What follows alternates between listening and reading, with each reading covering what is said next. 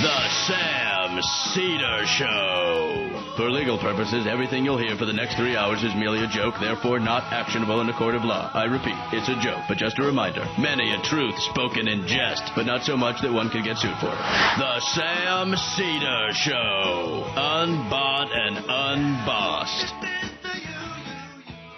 On the phone, we have the loser in the senatorial race in Florida. Her name is Katherine Harris. Katherine, thank you for joining us. This must be very difficult for you to come out in public today after taking such a trouncing in this Senate race in Florida. If, Sam, by loser, you mean winner, then today is a great day. Is today opposite day where you work? No, it's not opposite. What do you? I'm sorry.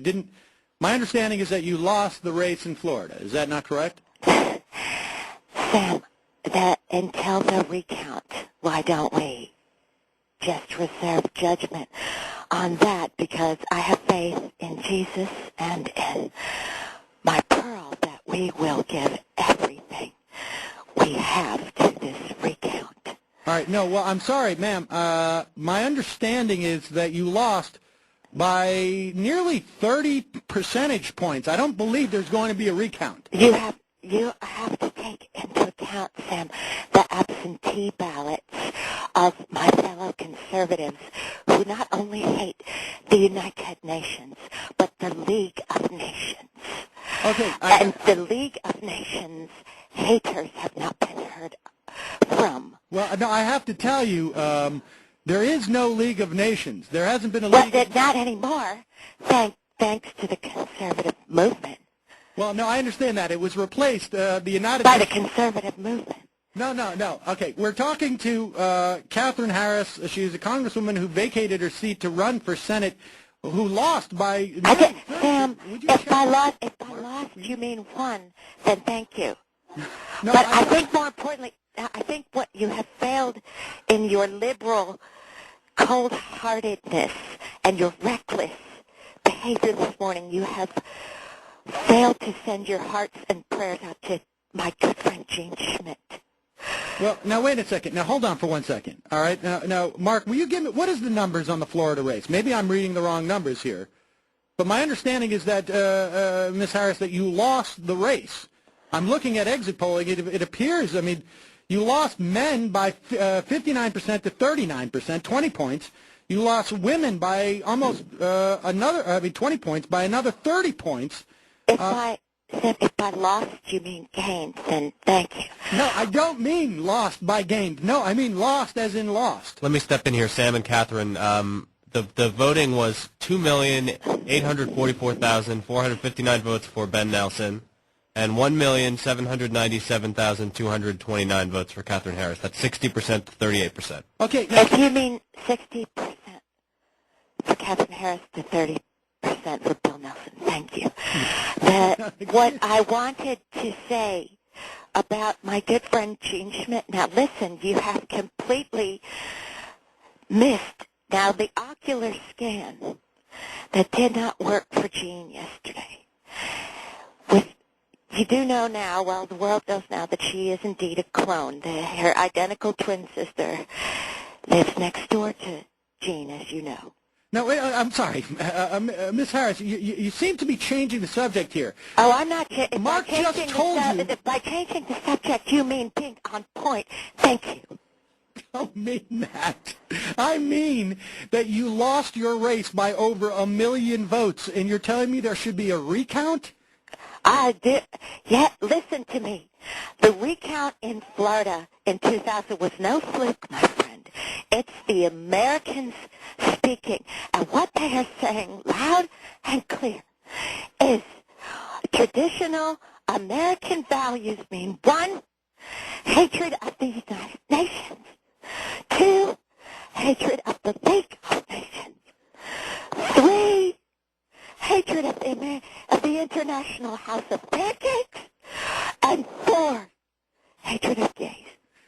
Now back to Gene Schmidt, who could not get an ocular read because she is a clone. Now listen, I want to say here and now that I want to be the first to come out publicly and say that clones have proven themselves time and time again to be wonderful Bush conservatives. There are clones among us, Sam. Yeah, no. I'm sorry. I just want to talk a little bit more about the election results, a little bit less about the clones that are among us. We're talking to. Well, the ocular scan won't work on them. No, okay. I think it's high time we start thinking about that because we have some wonderful right-wing clones who will not be able to get an ocular read. Okay. No, well, maybe we can get to that in another day, but I want to get your take. The Senate now appears to be in control of the Democrats. The House has gone overwhelmingly for the Democrats. Democrats have picked up governorships and now have a majority of state legislatures across the country. Will you concede that this is a resounding defeat for conservatism in this country? If by defeat you mean victory, then you're absolutely right. No, I don't mean